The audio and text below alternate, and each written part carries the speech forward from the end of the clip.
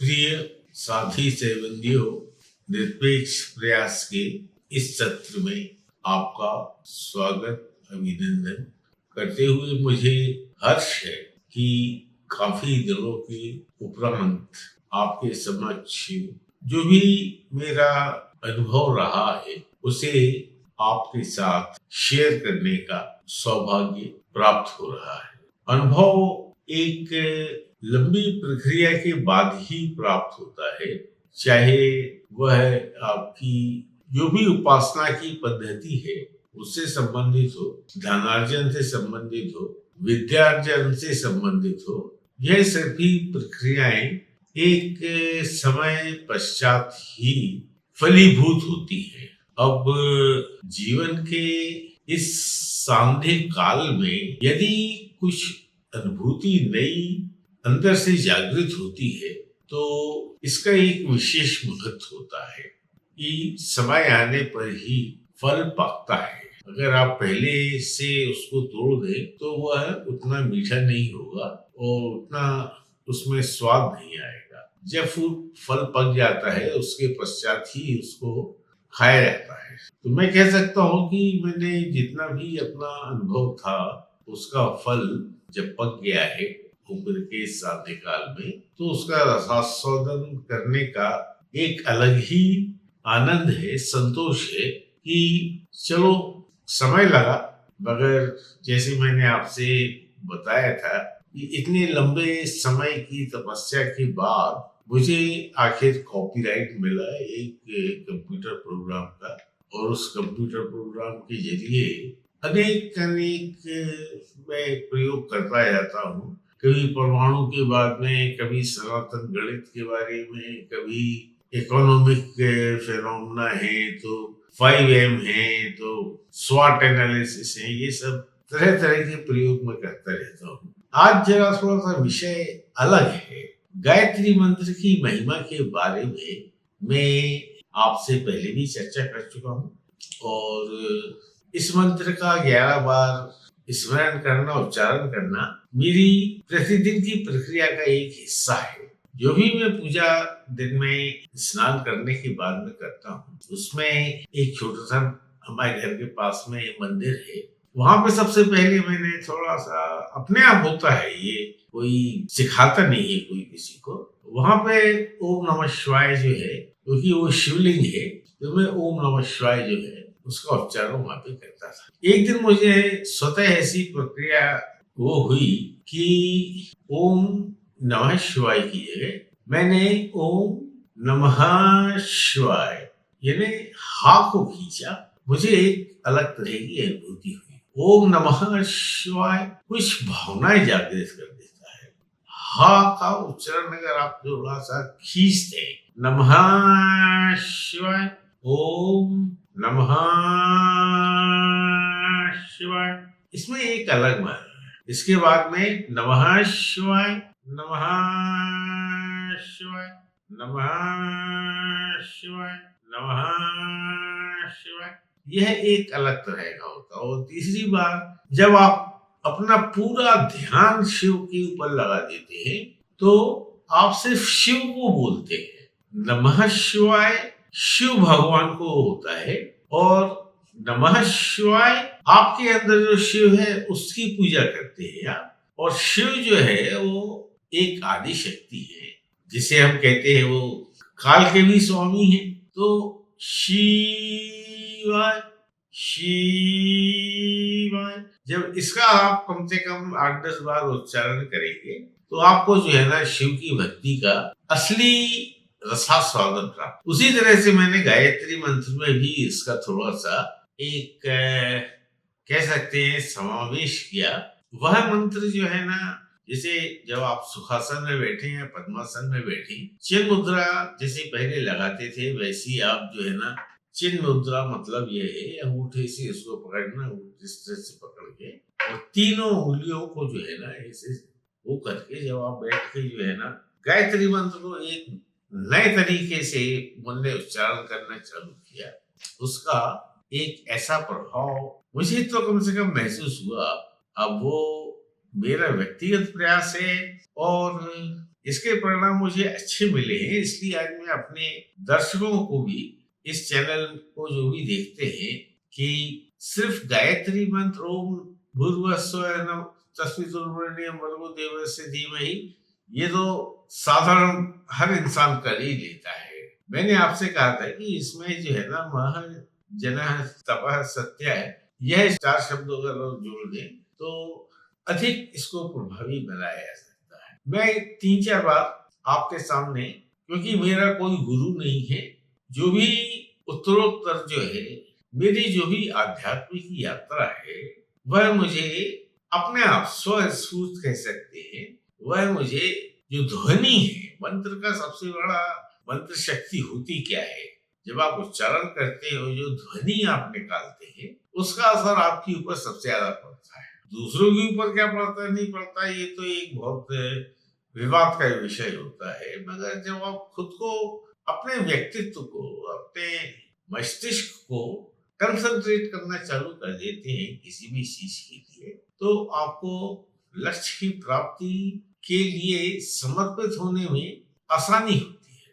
Concentration हो जाता है। आपका ध्यान अन्यथा, जैसे हम कह सकते हैं कि सूर्य की रोशनी तो हर तरफ फैली हुई है, जब हम एक लेंस के माध्यम से उसका एक बिंदु बना देते हैं तो वही सूर्य की रोशनी उस कागज को जला देती है। मतलब ये है कि अगर हम अपने ध्यान को भी अगर केंद्रित कर लें तो आप कठिन से कठिन काम कहीं आसानी से कर पाएंगे। मैं आपके पास में 2-3 बार गायत्री मंत्र का एक अलग तरह से जो मैं अभ्यास, जिसका मैं प्रतिदिन होने लगा है और मुझे उसका अच्छे परिणाम भी मिल रहे हैं, इस कारण मैं आपके सामने एक बार उसका उच्चारण करके बताता हूँ। ओम भूर्भुवः स्वः महाजनः तपः सत्यः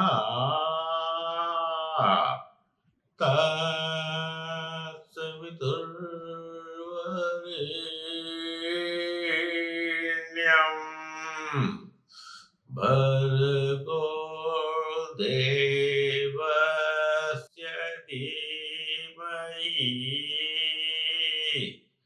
धियो यो नः प्रचोदयात्।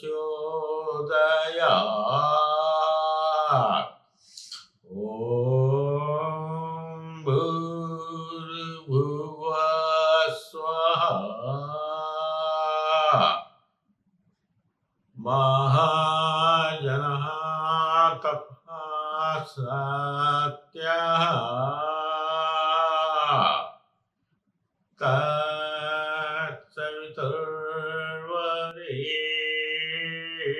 तत्सवितुर्वरेण्यं भर्गो देवस्य धीमहि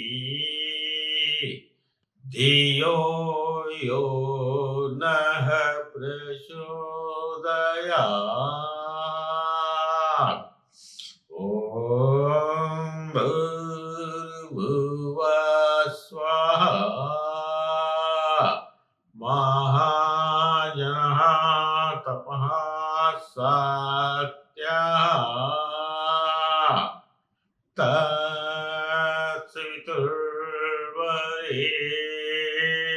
तत्सवितुर्वरेण्यं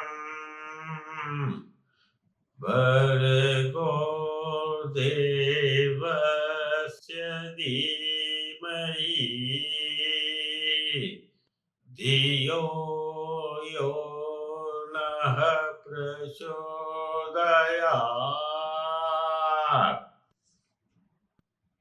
इसी उच्चारण को, अगर ये ध्वनि मुझे बहुत अब प्रिय हो गई है और नमः की जगह नमः अगर आप करें तो एक अलग अनुभूति जागृत होती है।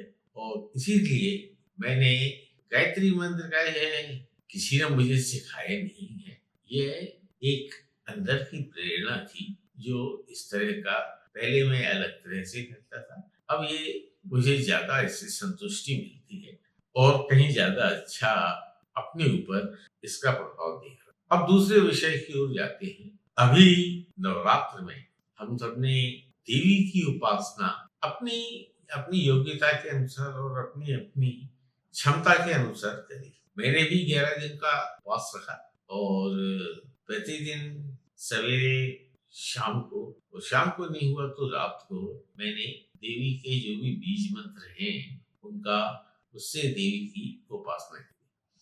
पिछले साल मेरे एक मित्र हैं, उन्होंने, शैलेंद्र तिवारी नाम है उनका, उन्होंने मुझे ग्रीटिंग भेजा व्हाट्सएप के माध्यम से। उन्होंने एक देवी के साथ में ओम हीम परम्या दैव्ये नमः ऐसा करके उन्होंने वो ग्रीटिंग मेरे को भेजा। मैंने कहा मैं बहुत सारी देवियों को जानता हूँ, मगर ये पराम्बा यह कौन सी देवी है? कई दिन तक तो सोचता रहा, कई महीने भी गुजर गए। फिर मैंने कहा चलो इसको यूट्यूब पर एक बार देखते हैं ये है क्या। पराम्बा देवी तो नहीं, उसका एक पूरी कहानी उस यूट्यूब चैनल पर उसकी उपलब्ध थी। कहते हैं कि एक समय पर ब्रह्मा जी के 5 सिर थे, जिसे वह सामने, दाएं बाएं और पीछे भी देख लेते थे, और एक सिर उनका ऊपर था, यानी कि इधर पर भी उनकी आंखें थी। तो उन्हें इस बात पे गर्व हो गया कि मैं तो चारों दिशाओं में, 5 दिशाओं में हर तरफ देख के सृजन कर सकता हूँ। पिछले हिस्से से मैं भूतकाल भी दे सकता हूँ, वर्तमान काल भी दे सकता हूँ, और आगे क्या होने वाला है ये मैं अपने सिर के सबसे ऊंचे वाले भाग में भी करता हूँ। तो यह सुविधा तो किसी को प्राप्त नहीं है, ना शंकर को प्राप्त है, ना विष्णु जी को प्राप्त है। इसीलिए मैं देवताओं में सर्वश्रेष्ठ हूँ, ऐसा घमंड उनको हो गया। वह एक यज्ञ में शामिल होने गए थे और वहां पे इस बात पे अड़ गए। उन्होंने कहा कि जब तक भगवान, जो भी यजमान थे, उन्होंने कहा कि जब तक भगवान विष्णु नहीं आ जाते, शिव नहीं आ जाते, तब तक आप कृपया वेट करिए। उन्होंने जिद पे अड़ गए कि नहीं, मैं आ गया हूँ, आप अपना काम चालू करिए और मेरी आराधना करिए। यह बात जब भगवान विष्णु को मालूम पड़ी तो उन्होंने अपने मित्र भगवान शिव से कहा कि ऐसा सा घटित हो रहा है। भगवान शिव ध्यान मग्न थे, उन्होंने आंखें खोली। मुझे मालूम है, बोले भगवान विष्णु से, कि ब्रह्मा जी को बहुत ज्यादा घमंड हो गया है और उसको, उसका नाश किया जाना आवश्यक है, जो मैं आज करूंगा।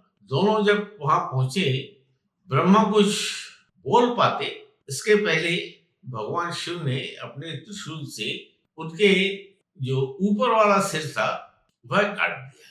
बोले अब बोलो ब्रह्मा जी, देख रहे हो आगे क्या है, भविष्य में क्या होने वाला है। अब ब्रह्मा जी चुप हो गए। भगवान शिव का रौद्र रूप देख के वो चुप हो गए। बोले भगवान शिव, इस सृष्टि का निर्माण ना भगवान विष्णु करते हैं ना मैं करता हूँ, एक पराशक्ति है, वह इसका सृष्टि का निर्माण करती है। उन्होंने पराशक्ति का स्मरण किया, पराशक्ति प्रकट हुई। यही पराम्बा, यानी सर्वप्रथम जो शक्ति जिसने इस सृष्टि की रचना की है, यह पराम्बा यानी सबसे प्रारंभिक शक्ति है, और इसी शक्ति से अन्य शक्तियां निकली है। जब यह सब बातें हो रही थी तब आदि शक्ति पराशक्ति ने खुद बताया कि जब भी नया संसार बनता है और इसके पालन भरण पोषण का जिम्मा आता है, तो भगवान विष्णु को रूप में मैं लक्ष्मी के रूप में भगवान विष्णु के साथ में वास करती हूँ। उसी तरह आज इसके पहले जो है भगवान विष्णु अकेले रहते थे, उदास रहते थे कि उनका कोई साथी नहीं था। बोले आज के बाद में मैं भगवान विष्णु की पत्नी के रूप में, लक्ष्मी रूप के साथ में रहूंगी। इनका कार्य जो है संसार को पालना है। उसी तरह मैं भगवान शिव भी अकेले तपस्या करते रहते हैं। कभी कभी इनको भी ऐसा लगता है कि इनके साथ में कोई होना चाहिए, तो मैं इनके साथ में गौरी या पार्वती के रूप में इनके साथ में निवास करूंगी। आप क्योंकि संसार का निर्माण करते हैं और आपको किसी तरह का घमंड ना हो, और जो संसार बन रहा है ये इन्हें किसी के शांति प्रिय हो, सब सुव्यवस्थित तरीके से चले, तो मैं इनके साथ में सरस्वती के रूप में रही। और भी उन्होंने अलग अलग अपने रूप बताए कि काली का क्या मतलब होता है। और वैसे तो हम मानते हैं कि ये सब दुर्गा जी के ही अलग अलग वो है, मगर मुझे भी ऐसा लगा कि सृजन की शक्ति केवल स्त्री के पास में, पुरुष उसमें एक सहायक की भूमिका निभा सकता है, मगर गर्भ धारण करके एक नया जीवन देना यह सिर्फ स्त्री कर सकती है।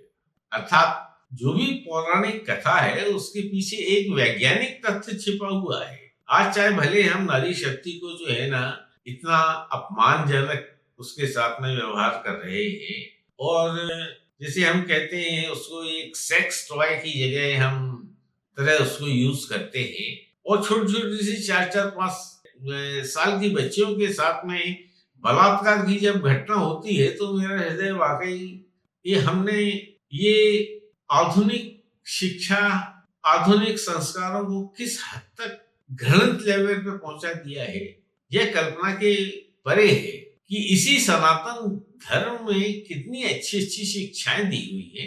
नवरात्र में हम छोटी बालिकाओं को ही खाना खिलाते हैं, उनकी पूजा करते हैं, उनको उपहार देते हैं, सब कुछ करते हैं, मगर उसके बाद में हमारा समाज का दूसरा वर्ग जो है, जो शायद इतना धर्म परायण नहीं है, कर्तव्य परायण नहीं है, जो प्राचीन मूल्यों को, उनकी संस्कृति के जो हमारे आदर्श है उसके बारे में कुछ भी उनको नहीं, वो उनके सामने तो सिर्फ एक है, लक्ष्मी, पैसा कमाना, ज्यादा से ज्यादा कमाना है, बड़े से बड़ा घर चाहिए, बड़ी से बड़ी कार चाहिए, अच्छी से अच्छी नौकरी चाहिए, बिजनेस में जैसे भी हो भाई हो कर करो, मेरे को तो लखपति करोड़पति बनना है, इसकी होड़ में सब शामिल है। ठीक है, प्रतियोगिता अपनी जगह पर है, मगर हम उसके साथ में जो सहयोग होना चाहिए समाज में, उसको तो भूल चुके हैं। आज जरूरत इसी बात की है कि हम लक्ष्मी के साथ में सरस्वती की भी पूजा करें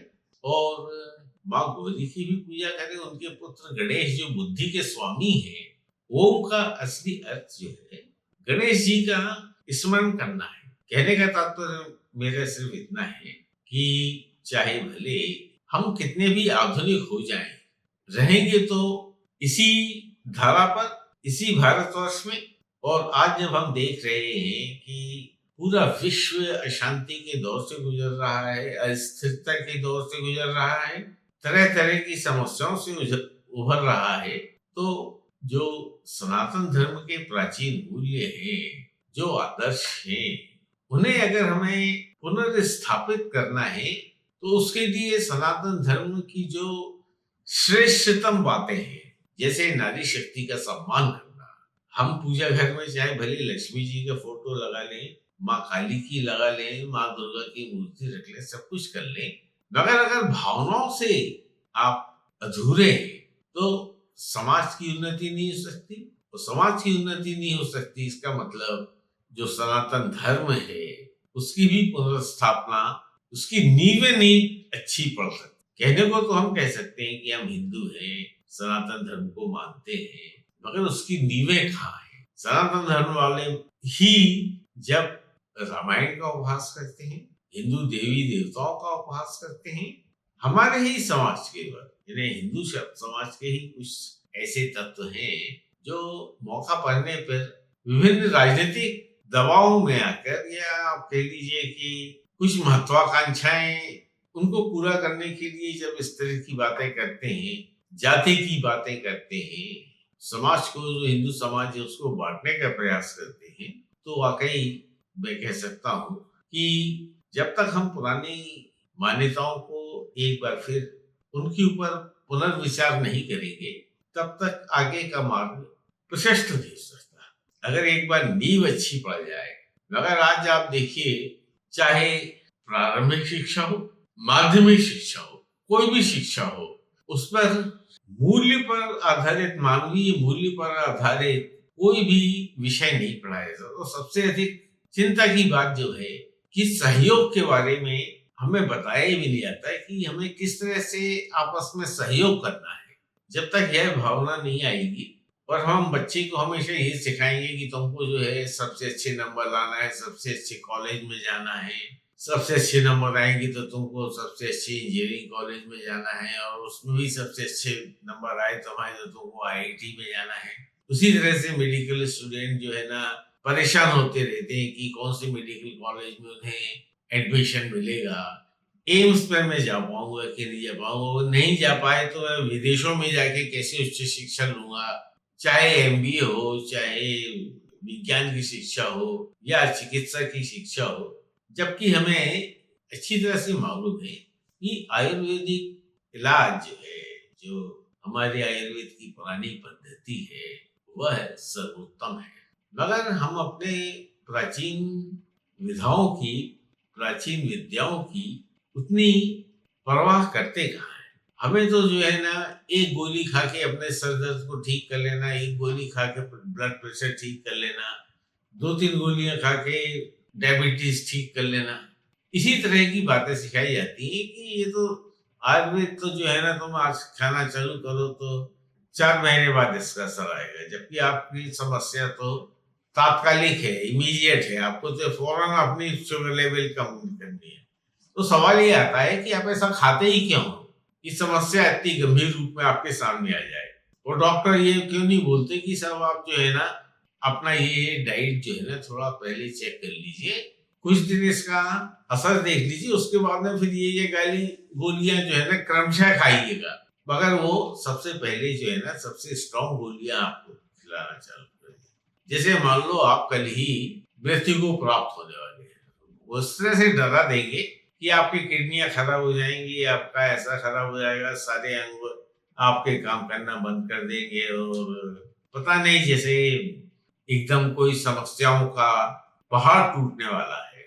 खैर, आज का मेरा आपसे चर्चा का उद्देश्य केवल इतना था कि मंत्रों को अभ्यास करने के बाद ही इसका असर आपके ऊपर पड़ना चालू होगा, और धीरे धीरे जब आप इस चीज को महसूस करने लगेंगे, आप खुद स्वयं जिसे कह सकते हैं कि उसका इम्प्रोवाइजेशन, यानी उसमें कोई सुधार की गुंजाइश है क्या, यह प्रेरणा आपको स्वतः जागृत होगी। और इसका प्रभाव न केवल आपके ऊपर बल्कि क्योंकि आप जो भी कार्य करते हैं उसका असर पूरे समाज में, पूरे राष्ट्र पर पड़ता है। और अगर प्रत्येक व्यक्ति आध्यात्मिक ही इस लंबी रास्ते में एक अकेला व्यक्ति नहीं, पूरा एक कारवां अगर बन जाए, हजारों लाखों लोग जो हैं अगर सद्मार्ग की तरफ चलने लगे हैं, तो न केवल भारत का सनातन धर्म का कल्याण होगा, किंतु वसुधैव कुटुंबकम का जो हमारा आदर्श है वो एक न एक दिन प्राप्त अवश्य होगा। मगर उसके लिए पहले हमें अपने व्यक्तिगत स्तर पर जितना हो सके उसमें सुधार लाने का, विचारों में सुधार लाने का प्रयास करना चाहिए। और धीरे धीरे धीरे धीरे जब आप खुद इस लायक बन जाएंगे तो फिर आप जो है अपना योगदान राष्ट्र निर्माण में लगा सकते हैं। मेरी इसी प्रार्थना के साथ में आपका एक बार फिर मैं हृदय से धन्यवाद देता हूँ, और आपसे केवल 2 चीजें, बहुत जल्दी हम इकोनो मैथमेटिक्स का जो भी प्रोग्राम है इसके प्रशिक्षण की व्यवस्था कर रहे हैं। उसी तरह से एक और प्लेटफॉर्म हम बना रहे हैं जहां पर आप अपने जो ज्वलंत विषय हैं उसे उसी समय लाइक या डिसलाइक कर सकते हैं, जिससे मालूम पड़े कि आप कितने जागरूक हैं। और अगर कोई ज्वलंत विषय है, चाहे वो राष्ट्रीय हो या प्रदेश के स्तर पर हो या जिले के स्तर पर हो, अगर वहाँ के लोग उस कारण से परेशान हैं तो शासन उसको किस तरह से उसको रिजॉल्व करने का प्रयत्न कर रहा है। इस तरह की अकाउंटेबिलिटी को फिक्स करना, क्योंकि 5 साल में एक बार हम अपने मताधिकार का प्रयोग करके सरकार तो बना देते हैं, मगर उसके बाद में होता क्या है कि जो भी शासन करने की क्षमता रखने वाले राजनीतिक दल हैं वे अपनी दलगत या राजनीति में उलझ के रह जाते हैं। जो भी उन्होंने वादे किए थे वो एक प्रकार से उनकी प्राथमिकता नहीं रह जाती, क्योंकि अब तो 5 साल के लिए वो आ गए। मगर इस प्लेटफॉर्म के माध्यम से हमें लगातार अपने जागरूकता का परिचय देना होगा और उन्हें हमेशा एक रिमाइंड देना पड़ेगा कि 5 साल के लिए आपको मताधिकार देके हम अनजान नहीं, हम लगातार जागृत हैं और अगर आपने कोई सुधार के कार्य नहीं किए जो आज आपको करना चाहिए तो 5 साल बाद इसकी क्षति आपको ही होगी। वो कोई भी राजनीतिक दल हो, कोई भी, मैं किसी विशेष की दल विशेष की राजनीति की बात करता भी नहीं हूँ। तो केवल एक समाज को जागरूक बनाने का एक मेरा छोटा सा प्रयास बहुत जल्दी आपके सामने आएगा और यह सॉफ्टवेयर किस तरह से अलग अलग तरह से प्रयोग किया जा सकता है, इसकी क्लासेस भी चालू हो जाएंगी जिसमें एग्जाम भी होगा, आपको एक सर्टिफिकेट भी दिया जाएगा। 4-5 स्तर पर अलग अलग तरह के प्रश्न पूछे जाएंगे एग्जाम में और उसको उत्तीर्ण करने के बाद में आपको बकायदा प्रमाण पत्र देकर हमारी संस्था है, हमारा जो एनजीओ है, वह सम्मानित भी करेगा और दूसरे लोगों को यह सॉफ्टवेयर कैसे इसका प्रयोग किया जाना है, यह धीरे धीरे क्रमशः यह कार्यक्रम भी इसका शुभारंभ हम शीघ्र करेंगे। तब तक के लिए एक बार फिर मैं आपसे विदा लेता हूँ। धन्यवाद।